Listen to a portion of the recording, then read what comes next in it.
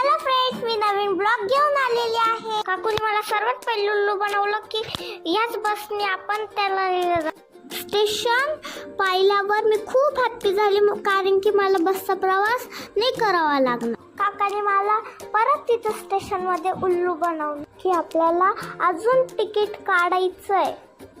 नंतर मी तिकीट काढायला गेले तर मम्मी विसरून गेली की माझे काका तर रेल्वेमध्ये. मी ट्रेनमध्ये बसल्यावर भेळ घेतली. भेळ घेताच मी खायला सुरुवात केली तर एवढी तिखट होती. भेळ घेताच मी पहिले काकूला टेस्ट केली, मगच मी खाल्ली. एवढी तिखट होती काकून मी सोबतच पाणी पिलं. मला खूप म्हणजे खूप तिखट लागलं होतं. काकू म्हणत होते की हे घेते का पेरू, तुझं तिखट कमी हो. काकाने घेतलं काकूकडून आणि म्हटले याच्यातली एक खाप घे.